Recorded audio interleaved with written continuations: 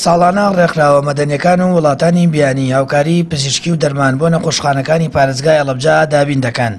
گەرچی دابینکردنی دەرمان و پێداویستیە تەندروستیەکان ئەرکی حکوومەتە، بەڵام ماوەی چەند ساڵێکە حکوومەت ناتوانێت ئەو پێداویستیانە پڕ بکاتەوە و بەڕێوەبەری تەندروستی ئەڵەبجەش دەڵێت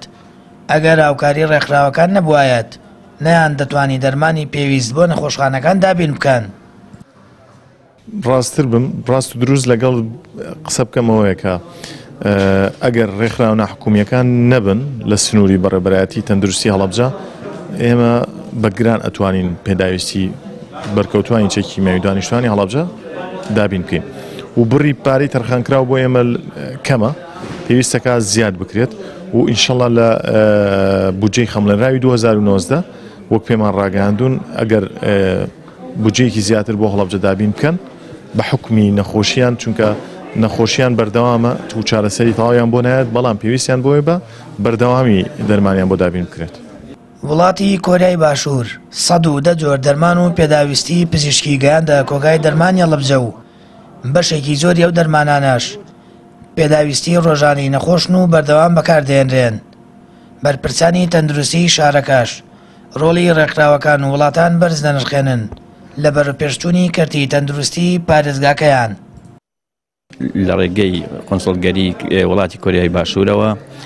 بڕێکی زۆر دەرمانی کە بۆ هەرێمی کوردستان داوین کردبوو، ئەمڕۆ ئەو بڕی کە بەشی پارێزگای هەڵەبجەیە کە خۆی لە 110 جۆر دەرمانە بینێتەوە گەێنرایە دەستمان بەدڵنیاییوە ڕۆڵی خۆیانیان هەبوو، بە تایبەتی ڕێکخراوەکانی UN UNHCR WHO و ئێسش ئەو قوسڵگەریانە کە لە ڕێگەی ناوەندەوە کە هەروە ڕێکخراوی ئەمریکیەکان مانگ پێشوو بوو کە بڕێک لە ئامێری پزیشکی لەگەڵ دەرمانە کە دابینیان کردبوو گیانمانەوە دەست پارێزگای هەڵەبجە. بەڕێوەبەراتی تەندروستی هەڵەبجە ساڵانە 90 ملیۆن دینار بۆ کڕینی دەرمان و پێداویستی پزیشکی سرف دەکات، بەڵام بەوتەی بەڕێوەبەرەکەی ئەو بڕە پارەیە بەشی کڕینی دەرمان ناکات و ساڵانەش لەلایەن ڕێکخراوەکانی کۆمەڵی مەدەنی وڵاتانی بیانیەوە چەندین جۆر لە دەرمان و ئامێری پزیشکی پێشکەش بە نەخۆشخانەکانی شارەکە دەکرێت. بۆیە تەندروستی هەڵەبجە هەمیشە چاوی لە دەستی ڕێکخراوەکانە بۆ ئەوەی یاوکاری دەرمان و پێداویستە پزیشکیەکانیان پێ بگەێنن. سامان فەتاح، کەناڵی ئاسمانی پەیام، هەڵەبجە.